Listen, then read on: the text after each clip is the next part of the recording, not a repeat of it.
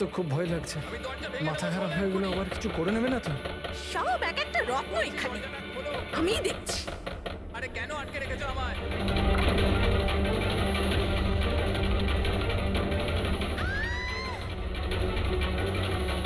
এই রঞ্জন, এই রঞ্জন, রঞ্জন দাঁড়াও বলছি। মা মা মা, আস্তে আস্তে আস্তে। ও মাই গড, এটা কি করে হলো? আমি ডাক্তারের খবর দিচ্ছি। হ্যাঁ, তুমি ঠিক আছো তো মা? ও মাই গড, কি করে লাগলো তোমার? স্যার এটা কফি শপের ফুটেজ।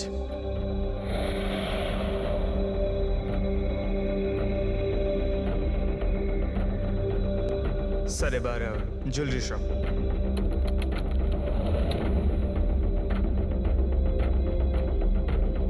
এটার সঙ্গে অনামিকাও ছিল। এখনো পর্যন্ত সবকিছু তো নর্মালি লাগছে।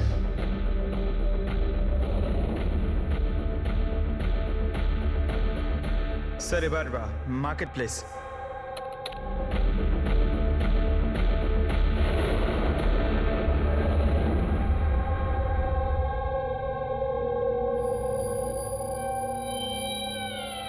পঙ্কজ, একটু রিওয়াইন্ড করো।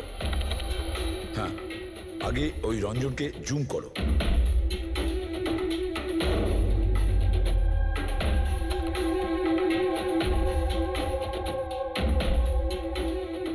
এই দেখো, এর হাঁটা চলা একটু আলাদা।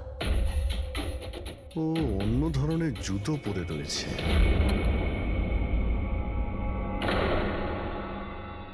কিন্তু এটা কি? দয়া ওয়াকিং বুট পরেছে, ওয়াকিং বুট। যার পায়ের হাড়ে কোনো প্রবলেম থাকে না, সে ওই ওয়াকিং বুট পরে। কিন্তু রঞ্জনের পা তো একদমই ঠিকঠাক আছে। সেটাই তো, এটা তো হতেই পারে না। তাহলে ও কি? হ্যাঁ সালুকে বলো, কি এখনই? আচ্ছা ঠিক আছে, আমি আসছি। সালুকে ফরেন্সিক ল্যাবে ডেকেছে, এখনই যেতে হবে। চলো। হ্যাঁ ফেডরিক বলো, কি বললে তুমি? ঠিক আছে, হ্যাঁ ওখানেই থেকেও। ফ্রেডরিক বলছিল রঞ্জন পালিয়ে গেছে শায়লার ওপর আঘাত করে। কিন্তু ফ্রেডি তো ছিল ওখানে। সেটাই তো। একটা কাজ করো দা, তুমি আর পঙ্কজ ওখানে চলে যাও, আমরা ফরেন্সিক ল্যাবে যাচ্ছি। আচ্ছা সালুকে, তুমি রঞ্জনকে গ্রেপ্তার করতে বারণ করেছিলে, ব্যাস ও তো ওদেরকে আঘাত করে পালিয়ে গেছে। আর তুমি এখানে এসব কি করছো? এখানে এখানে এরকম মিউজিয়াম সাজিয়েছো কেন? মিউজিয়াম নয় বস, তাহলে? এটা হচ্ছে সেই ধাঁধাটার জবাব যেটা আমরা সলভ করতে পারিনি। হ্যাঁ, রঞ্জন পালিয়ে যাওয়াতে আমার খুব আফসোস হয়েছে, কিন্তু আই এম শিওর তোমরা ওকে ঠিক ধরে ফেলবে। তোমাদের মনে আছে ওই যে কেমিক্যালটা আমরা ক্রাইম স্পটে পেয়েছিলাম? তো তার সঙ্গে ওর কি সম্পর্ক? সেটা আমি আপনাদেরকে বলছি। আপনি কে? এ হচ্ছে জগৎ। এক মিনিট, সবকিছু বুঝতে পারবে বস। বেহুল, হাই স্যার। এবার এর সঙ্গে আবার এই কেসের কি সম্পর্ক? আপনারা ওর সাথে একটু মন দিয়ে কথা বলুন, দেখুন সবকিছু জানতে পারবেন। এটা বলুন তো যে আপনি কে, আর এই কেসের সঙ্গে আপনার কি সম্পর্ক? এক মিনিট। এনার চোখগুলো দেখে তো কেমন যেন একটা মনে হচ্ছে। শুধু চোখই নয়, এনার তো পুরো মুখের মধ্যেই কিছু গোলমাল আছে অভিজিৎ, ফেসের ওপরে গোলমাল আছে।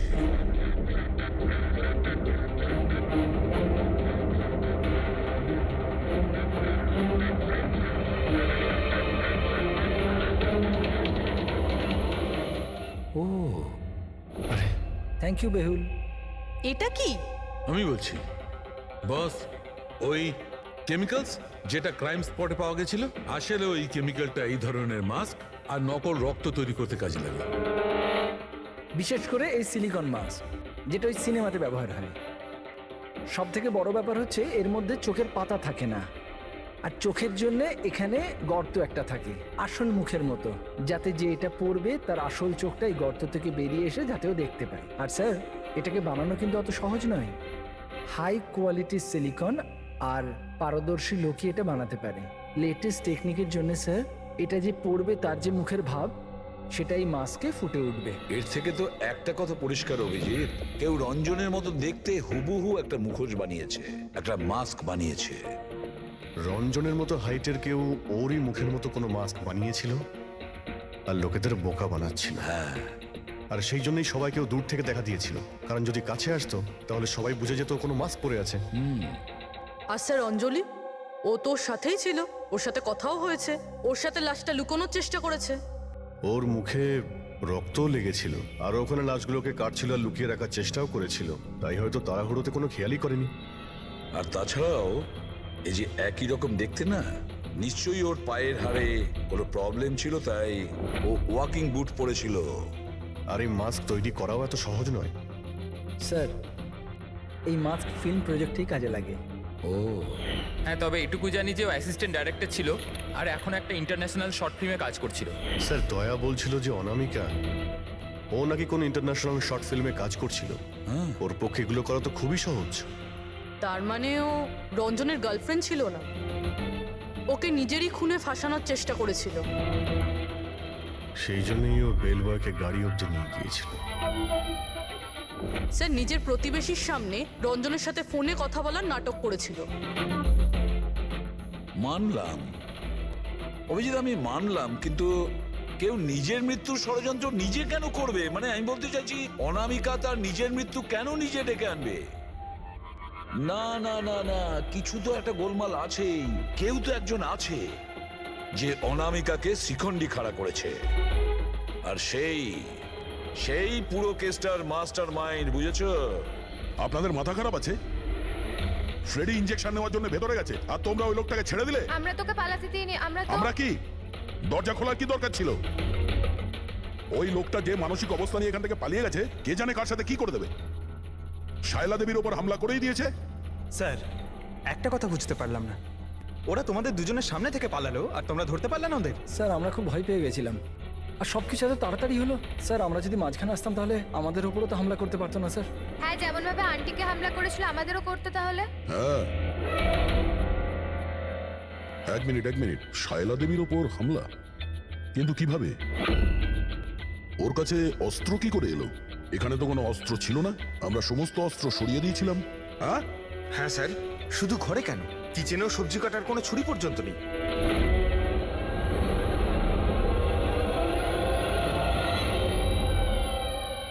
স্যার এ হলো আমাদের প্রোডাকশন হাউসের মেকআপ আর্টিস্ট, আর স্যার এই মাস্ক বানাতেও এক্সপার্ট। তুমি অনামিকার জন্য মাস্ক বানিয়েছিলে, তাই না? বানিয়েছিলে কি না? হ্যাঁ স্যার, উনি আমাকে টাকা দিয়েছিলেন, আর এটা তো আমার কাজই স্যার। তাহলে এটাও বলে ফেলো যে কাজটা কার জন্য করেছিল, এই মাস্কটা কার পরার কথা ছিল। বলো বলো, তাড়াতাড়ি বলো, সময় নেই আমাদের। আর হ্যাঁ, যার মুখের তুমি মাস্ক বানাও তার মাপ নেওয়ার দরকার আছে, ম্যাপিং করার দরকার আছে। হ্যাঁ স্যার। কার জন্য বানিয়েছিল ওই মাস্ক? কে ওই মাস্কটা পরতো? বলো তাড়াতাড়ি।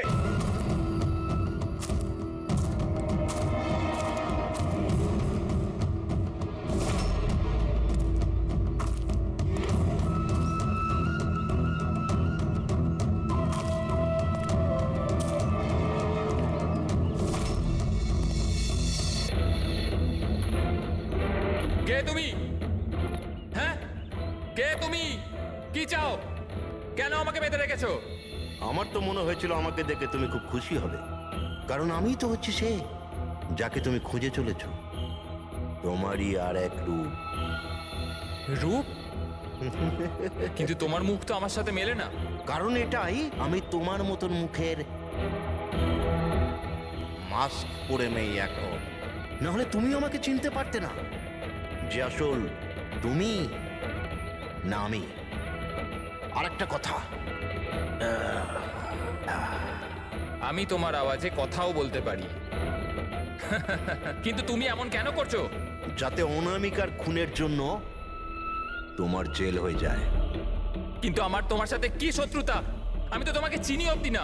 ওসব জেনে তুমি কি করবে? এখন তো শুধু এটুকুনি জেনে রাখো যে আমার এত পরিশ্রমে সিআইডির লোকেরা জল ঢেলে দিয়েছে, আর আমার কাছে শুধুমাত্র এখন একটাই রাস্তা বাকি আছে, যে তোমাকে আমি মেরে ফেলবো। না সিআইডি, তোমরা এখানে কি করে? তোমাকে ফলো করতে করতে এখানে পৌঁছেছি। ওই মেকআপ ম্যান সবকিছু বলে দিয়েছে তোমার ব্যাপারে। খুব ভুল করেছো তোমরা এখানে এসে। রঞ্জনকে তো আমি কিছুতেই ছাড়তে পারবো না, কারণ আমি ওকে মারবার জন্য কন্ট্যাক্ট নিয়েছি। কিন্তু এখন তোমরা ওর সঙ্গে মরবে।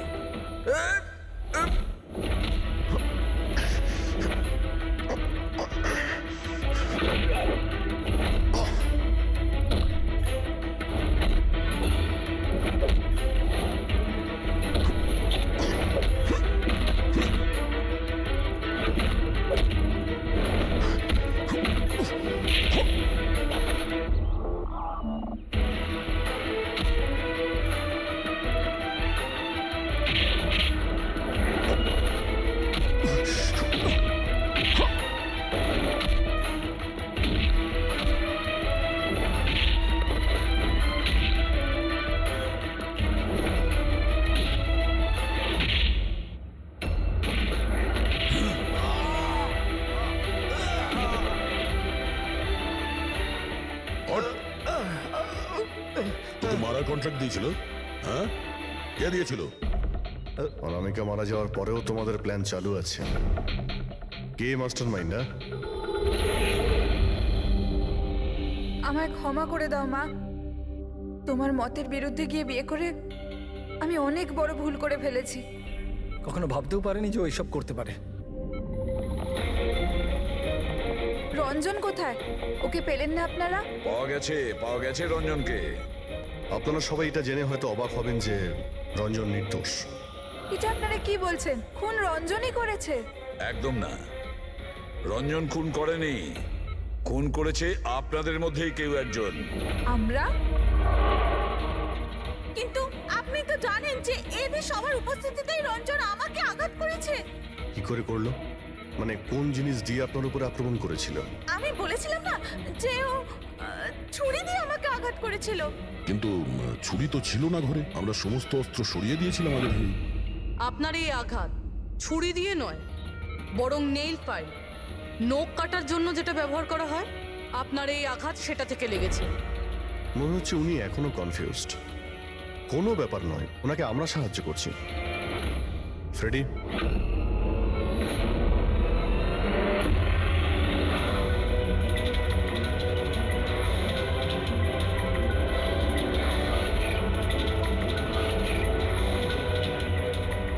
শাইলা ম্যাডাম, আমরা জানতে পেরে গেছিলাম অনামিকার প্রতিবেশী অঙ্কিত এসবের সঙ্গে যুক্ত। তো এই জন্য আপনি আমায় বাড়ি থেকে তাড়িয়ে দিয়েছিলেন, যাতে আমার কিডন্যাপ করে আপনি আমাকে খুন করতে পারেন। মা, তুমি এই খবরদার খবরদার যদি আমাকে মা বলে ডেকেছিস তো। মা শব্দের অর্থ কি হয় তোমরা দুজন জানো? স্যার, এ আমার অনিচ্ছা সত্ত্বেও রঞ্জনের সাথে বিয়ে করলো আর আমার সাথে সব সম্পর্ক চিরদিনের মতন ত্যাগ করলো। আর আজ এরা আমার সম্পত্তির অধিকার চাইতে শুরু করেছে। এই রঞ্জনের কাজ। এই উস্কেছে আমার মেয়েকে, আমার একমাত্র সন্তান, নিজের স্বামীর সঙ্গে মিলে ধীরে ধীরে আমাকে বিষ দিয়ে মারতে শুরু করলো।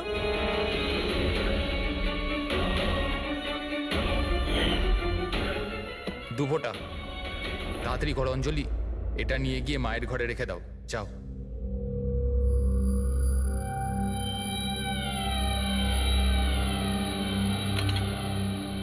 কিন্তু আপনি অনামিকার খুন করলেন কেন? ওর কোনো দোষ ছিল না, কিন্তু আমার কাউকে তো একটা দরকার ছিল এই সব কিছু করার জন্য। কিন্তু আমি এদের দুজনকে শাস্তি দিতে চেয়েছিলাম যে রঞ্জনের ফাঁসি হয়ে যাক আর অঞ্জলির সারা জীবনের মতো জেল। শায়লা দেবী, এদের প্রতি আপনার ঘৃণা আপনাকেও এদেরই মতন অপরাধী বানিয়েছে। এদের দুজনের তো শাস্তি হবেই, আপনার প্রাণ নেওয়ার চেষ্টা করেছে বলে। কিন্তু আপনারও কঠোর থেকে কঠোরতম শাস্তি হবে অনামিকাকে খুন করার অপরাধে।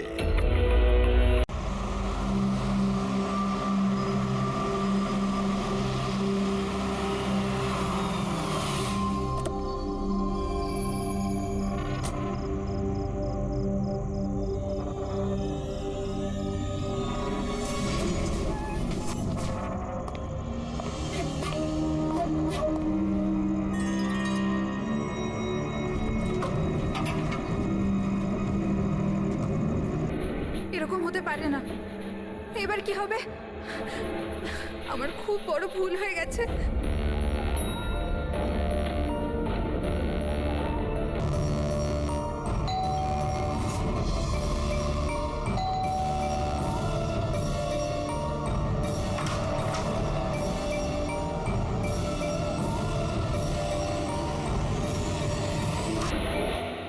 এদিকে এসো, এদিকে এসো।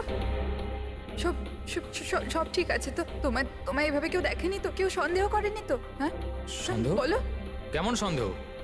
কি অঞ্জলি, তুমি কাঁদছো কেন? আর তোমার চোখগুলো এরকম বসে গেছে কেন? তুমি তুমি এত কাঁপছো কেন? কি হয়েছে? তুমি আমায় জিজ্ঞাসা করছো কি হয়েছে? তুমি জানো না কি হয়েছে? আমি কি করে জানবো কি হয়েছে? আমি তো এইমাত্র বাড়ি এলাম। রঞ্জন, তুমি পাগল হয়ে গেছো নাকি আমায় পাগল বানাচ্ছো? এত বড় ঘটনা ঘটে গেল আমাদের সাথে আর তুমি এমন বিহেভ করছো যে যেন কিছু হয়নি।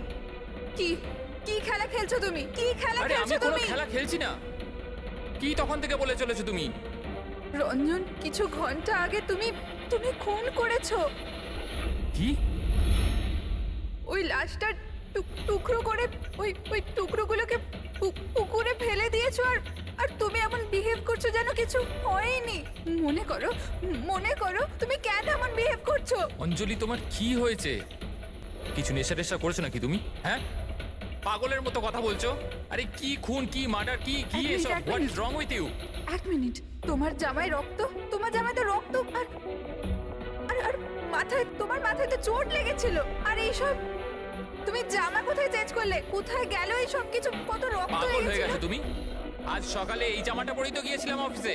এখন টায়ার্ড হয়ে এত রাতে অফিস থেকে বাড়ি এসেছি, টেনশনে রয়েছে, তুমি উল্টোপাল্টা বলে যাচ্ছ, ইরিটেট করছো আমাকে। আর এইসব কি গল্প তৈরি করছো খুন টুনের? হ্যাঁ, রঞ্জন ভালো করে মনে করো। হ্যাঁ, তুমি আমায় কল করেছিলে আর তুমি খুব ঘাবড়ে ছিলে। রঞ্জন, তুমি কাঁদছো কেন? সব ঠিক আছে তো? তখনই তুমি নিচে আসতে বলে আর সাথে টুল বক্স আর পরিষ্কার করার কাপড়ও নিয়ে যেতে বলেছিলে। অঞ্জলি। রঞ্জন, এটা কি করে হলো? এত রক্ত, এই চোট, আর তুমি এই সব জিনিস কেন আমাকে আনতে বললে? অফিস থেকে গাড়ি করে বাড়ি আসছিলাম তো রাস্তায় একটা মেয়ে আমার থেকে লিফট চাইলো। আমি ওর সাহায্য করতে গেলাম তো আমার উপর হামলা করে দিল, আমার উপর। আর আর আমি নিজেকে বাঁচানোর জন্য আমি ওর খুন করে দিয়েছি। অঞ্জলি, আমাদের এই লাশটাকে কোথাও একটা লুকাতেই হবে। ওই লাশটা আমরা শহরের বাইরে একটা পুকুরের কাছে নিয়ে গেলাম।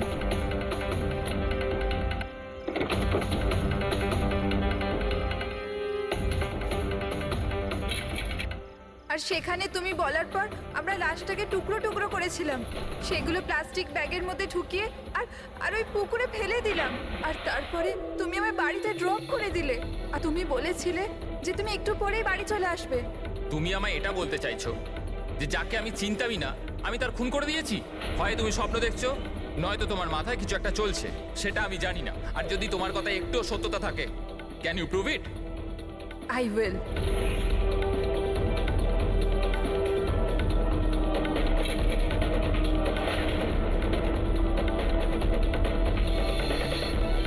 এই দেখো, আর এই দেখো। এবার বলো, প্রুফ চেয়েছিলে না তুমি? এই দেখো প্রুফ। এবার বলো, এই জামাগুলোতে রক্ত কোথা থেকে এলো? এমনটা নয় তো যে এগুলো তুমিই করেছো আর তুমি আমাকে ফাঁসানোর চেষ্টা করছো? আচ্ছা, এবার আমি বুঝতে পেরেছি। তোমরা সবাই মিলে আমার সাথে ইয়ার্কি মারছো না তো? ওখানে অফিসেও আমার কলিগেরা এক মাস ধরে উল্টো পাল্টা বলেই চলেছে যে আমি তোকে ওখানে দেখেছি, আমি তোকে এখানে দেখেছি। আর আমি বলে বলে হাঁপিয়ে যাচ্ছি যে আমি ওখানে ছিলামই না। কিন্তু এখন যেটা তুমি করছো না, এটা কিন্তু ভুল করছো। এইসব একটা ইন্টেলিজেন্স চক্রান্ত, যেটা তুমি প্ল্যান করেছো। তুমি খুন করেছো অঞ্জলি, আর তুমি এটাতে আমাকে ফাঁসাতে চাও। আমি যাচ্ছি পুলিশের কাছে, সিআইডি কে ডাকবো। ছাড়ো। কেন এমন করছো? রঞ্জন, তুমি খুন করেছো, তুমি সিআইডি কে কেন ডাকছো?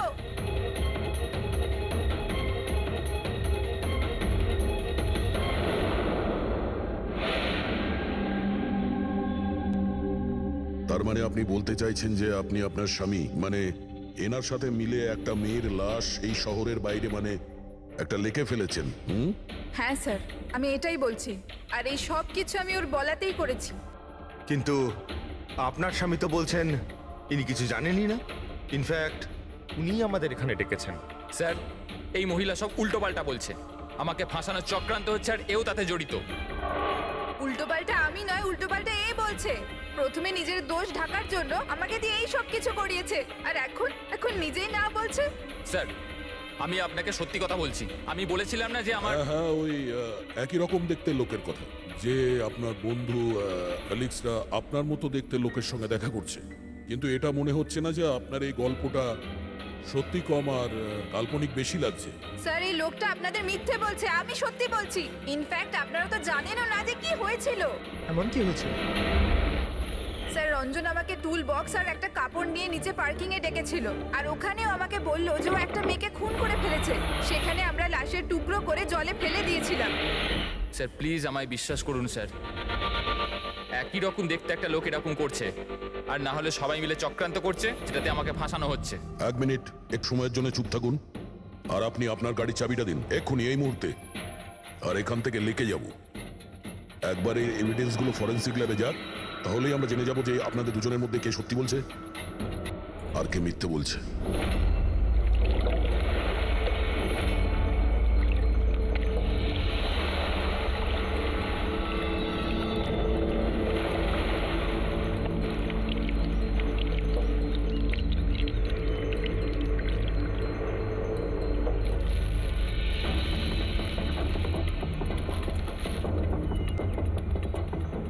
এই মেয়েটা কে?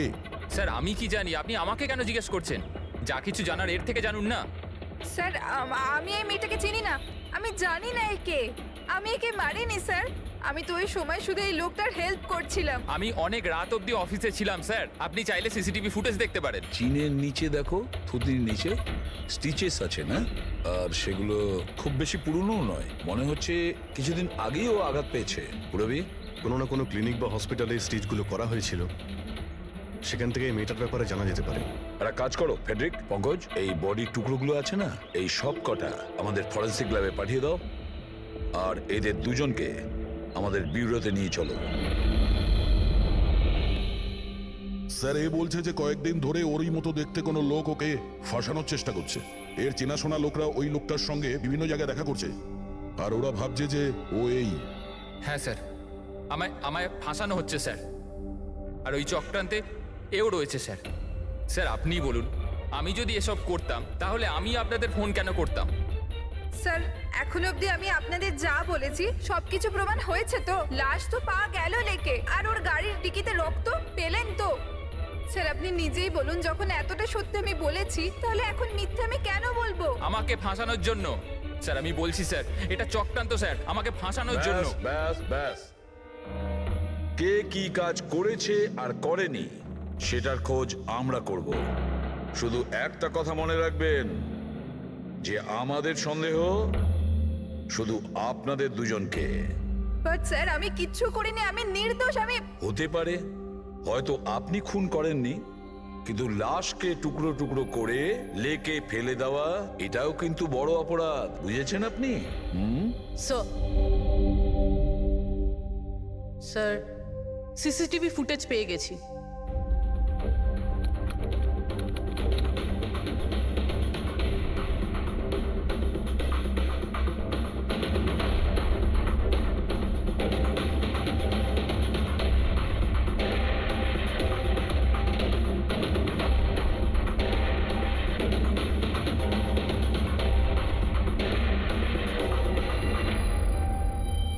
এ তো খালি।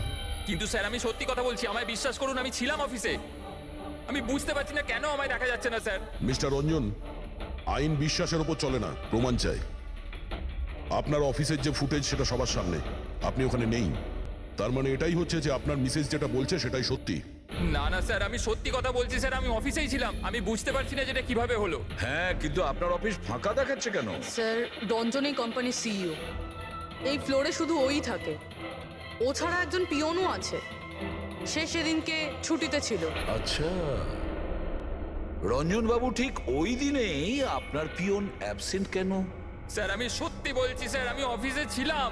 মিস্টার রঞ্জন, নিজেকে নিরপরাধী প্রমাণ করবার জন্য কোনো রকম প্রমাণ আপনার কাছে নেই, বুঝেছেন? আরে কুন্দন, ভালো হয়েছে তুই এসে গেছিস ভাই। এরা বলছে যে আমি কারো খুন করেছি। আরে আমি কাউকে কিভাবে মারতে পারি বল না, বোঝা না ভাই। এ করতে পারে না স্যার। স্যার এর জীবনে একটা মাছি পর্যন্ত মারেনি। হ্যাঁ এটা ঠিক যে ও মাঝে মাঝে খুব রেগে যায়, রাগকে কন্ট্রোল করতে পারে না। হ্যাঁ স্যার, অনেক দিন ধরে চিকিৎসা চলছে ওর, ওষুধপত্রও খান রঞ্জন দাদা, কিন্তু কখনো কখনো যদি ওষুধ খেতে ভুলে যায় তাহলে নিজেকে সামলাতে পারেন না। এই কথাটা তুমি আমাদের কেন বলনি? স্যার আমি ওই শুধু আপনাকে নয়, কাউকেই হয়তো বলেনি কথা। আমার ক্ষমতা চলতো তো তার এই বিয়েটা হতেই দিতাম না। আমি তো আমার মেয়ের কাছে হেরে বসে আছি।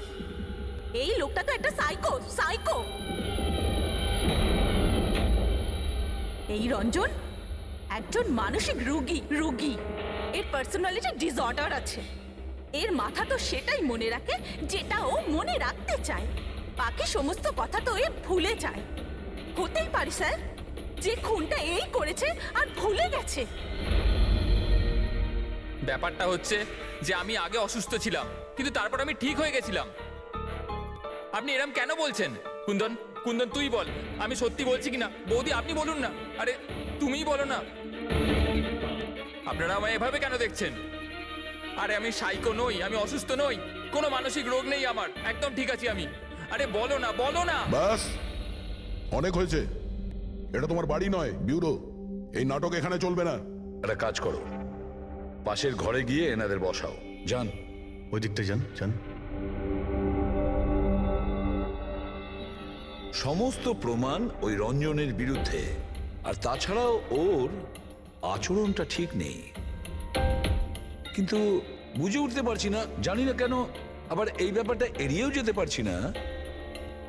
ও বারবার আমাদেরকে বলছে যে অফিসের সিসিটিভি ফুটেজটা চেক করুন। আমি অফিসে ছিলাম।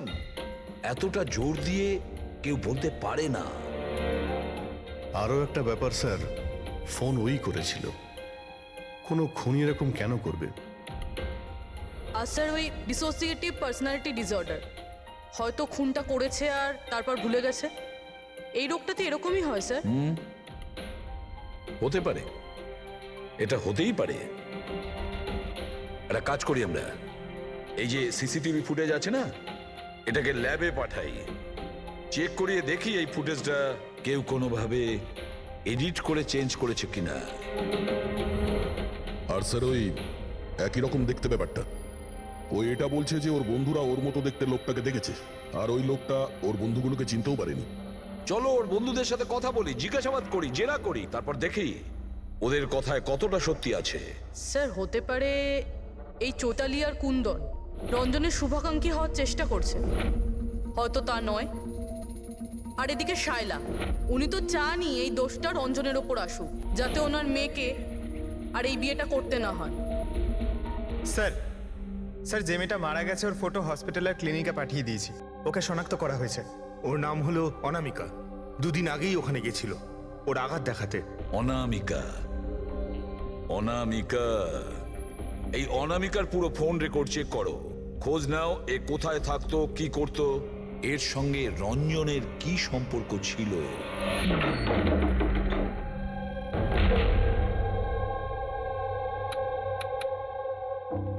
স্যার অনামিকা হসপিটালে এই অ্যাড্রেসটাই দিয়েছিল।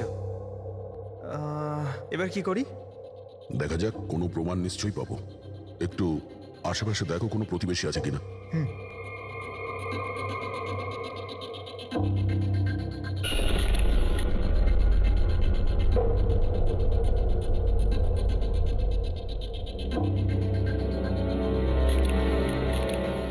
স্যার হ্যাঁ, এর নাম অঙ্কিত, অনামিকার প্রতিবেশী। হ্যালো স্যার, কি হয়েছে বলুন?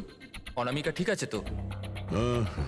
না, অনামিকার খুন হয়ে গেছে, আর আমরা সেই জন্যই এর তদন্ত করছি। আপনি ওর ব্যাপারে কিছু বলতে পারেন যার সাহায্যে আমরা খুনি পর্যন্ত পৌঁছতে পারি? না স্যার, আমি ওর ব্যাপারে বেশি কিছু তো জানি না। হ্যাঁ, তবে এটুকু জানি যে ও অ্যাসিস্ট্যান্ট ডাইরেক্টর ছিল আর এখন একটা ইন্টারন্যাশনাল শর্ট ফিল্মে কাজ করছিল। ইন্টারন্যাশনাল শর্ট ফিল্মে? আচ্ছা, ওর কোনো বন্ধু কিংবা আত্মীয় যে এখানে ওর সঙ্গে থাকতো? ও তো এনারাই ছিল স্যার, এই কিছু মাস আগেই এখানে থাকতে এসেছিল। আমি তো ওর পরিবারের কাউকে দেখিনি। হ্যাঁ, ওর একটা বয়ফ্রেন্ড ছিল যার সাথে ও ঘন্টার পর ঘন্টা ফোনে কথা বলতো। ও ফোনে যার সঙ্গে কথা বলতো ও যে ওর বয়ফ্রেন্ড ছিল এটা আপনি কি করে জানলেন? স্যার আসলে আমি ওর কথাগুলো শুনেছিলাম। ও ব্যালকনিতে দাঁড়িয়ে ওর সাথে খুব জোরে জোরে কথা বলতো অনেকক্ষণ। আর ওদের কথা শুনে মনে হতো স্যার ওর বয়ফ্রেন্ড ভালো লোক নয়। ঝগড়া হতো খুব দুজনের। কথা শুনে মনে হতো নিজেদের মধ্যে মারপিটও করে। ইনফ্যাক্ট এই দুদিন আগেই ওরা নিজেদের মধ্যে মারপিট করেছে। ওর মুখেতে সেলাইও পড়েছিল আর ওর চোখেও আঘাত লেগেছিল স্যার। আপনি দেখেছেন ওর বয়ফ্রেন্ডকে? আমি স্যার ওকে কখনো দেখিনি, কিন্তু ওর নামটা জানি স্যার। আচ্ছা, কি নাম কি ওর? Ranjan. Ranjan?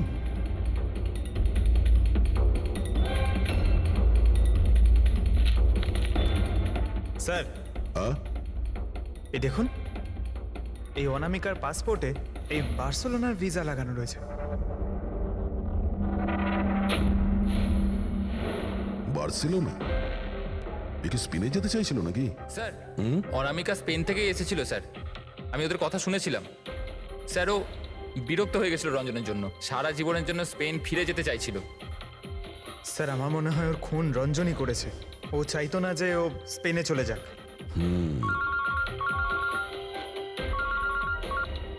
Hello, sir অনামিকার phone records পাওয়া গেছে।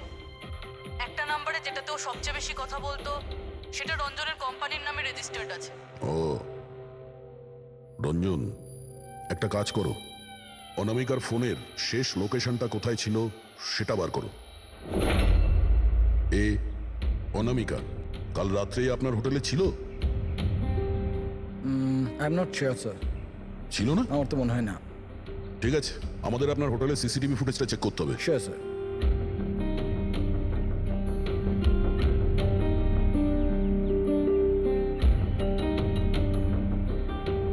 এই তো অনামিকা।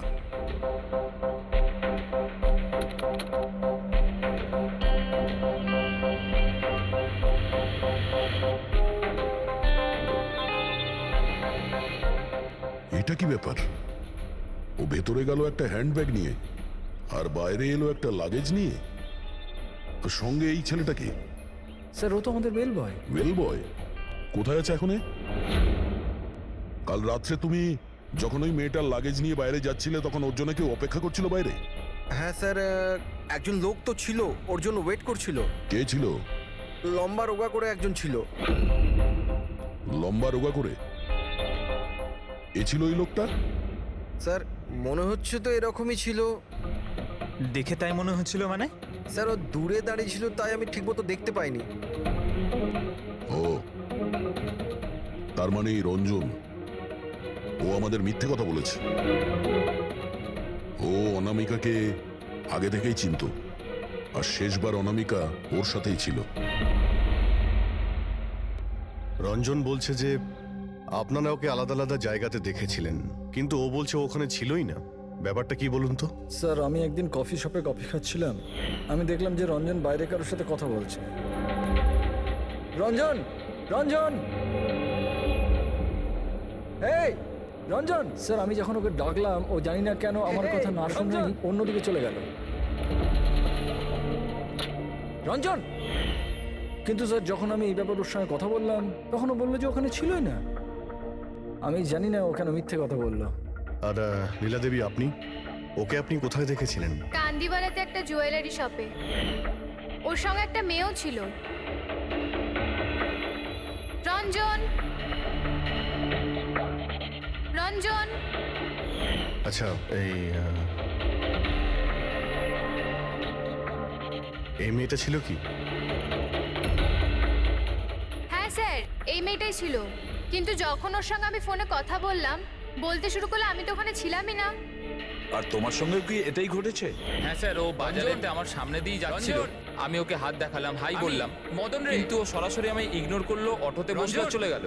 এদিকে দেখ ভাই, আমি রঞ্জন, রঞ্জন! ঠিক আছে, thank you very much. Sir এদের কথা শুনে মনে হচ্ছে রঞ্জন ইচ্ছে করে ওদের সামনে এসেছিল আর এরকম বিহেভিয়ার করেছে। কিন্তু অভিজিৎ, কি কারণ হতে পারে? এরকম ব্যবহার কেন রঞ্জন করেছিল? না না না না, কিছু না কিছু গোলমাল তো নিশ্চয়ই আছে অভিজিৎ। যেখানে যেখানে এরা রঞ্জনকে দেখেছে না, দেখি ওখানে কোনো সিসিটিভি ফুটেজ পাওয়া যায় কিনা।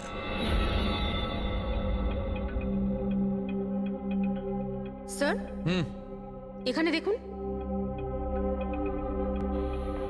হ্যাঁ সালুকে, বস, কি পেলে? এই অস্ত্রের ওপর আর কাপড়ে যে রক্ত পাওয়া গেছে সেটা অনামিকারই। মনে হচ্ছে অঞ্জলি সত্যি বলেছে। এটার ব্যবহার অনামিকাকে খুন করার জন্যে আর ওর লাশটাকে লুকানোর জন্য করা হয়েছে। আচ্ছা, রঞ্জনের বিরুদ্ধে কোনো প্রমাণ? হ্যাঁ স্যার, রঞ্জনের ফিঙ্গারপ্রিন্টস পাওয়া গেছে। একটা তো এই টুল বক্সে, আর দ্বিতীয়টা গাড়ির ডিক্কিতে, যেখানে অনামিকার রক্তও পাওয়া গিয়েছিল। তার মানে রঞ্জন অঞ্জলির সঙ্গে ছিল। এটা তো খুব সহজ সরল প্রমাণ। অঞ্জলি সত্যি কথা বলা আর রঞ্জনকে খুনি প্রমাণ করা। কিন্তু বস, আরো অনেক কিছু পাওয়া গেছে। কি? স্যার, আমরা একটা বিশেষ ধরনের পলিমার আর সিলিকনের ট্রেসেসও পেয়েছি, যেটা সাধারণত অদ্ভুত ব্যাপার। সিলিকন আর পলিমার, এটা তো সত্যিই অদ্ভুত ব্যাপার। আরো একটা বিশেষ কথা দেখাচ্ছি, এসো। এই কেমিক্যাল, বস, এই বিশেষ কেমিক্যালটা আমরা সব জায়গায় পেয়েছি। কাপড়ে, টুল বক্সে, অস্ত্রের উপর, সব জায়গায়। আর এটা ছাড়া এই দেখো, এই কিছু সায়ানাইড, কিছুটা ক্লোরাইড, এইসব কেমিক্যাল। সবচেয়ে বড় কথা হচ্ছে এই যতগুলো কেমিক্যাল আছে এই সিচুয়েশনে এখানে এগুলো থাকাই উচিত নয়। রঞ্জন, এই রঞ্জনের স্বাধীন থাকা চলবে না। রঞ্জনের একা থাকা। অনামিকার প্রতিবেশীরা বলছে যে তুমি অনামিকার বয়ফ্রেন্ড। না স্যার। কিন্তু তুমি ওকে অনেক মারধরও করতে। না না, এটা একদম মিথ্যে স্যার, ভুল কথা এগুলো। লোকে আমার নামে বিভিন্ন কথা বলে বেড়ায়, কিন্তু সত্যিটা তো হলো যে আমি কোনো অনামিকাকে চিনি না। আচ্ছা, এই তোমার ক্রেডিট কার্ডের বিলস এগুলো তো চেনো না? এই দেখো, এই অনামিকার বার্সেলোনার ফ্লাইটের টিকিট তোমার ক্রেডিট কার্ড থেকে কেনা হয়েছে। আর ও যে নাম্বারটায় ঘন্টার পর ঘন্টা কথা বলতো সেটা তোমার কোম্পানির নামে রেজিস্টার করা আছে। আর সব থেকে বড় কথা, তোমার গাড়ির ডিকিতে অনামিকার রক্তের ছাপ পাওয়া গেছে।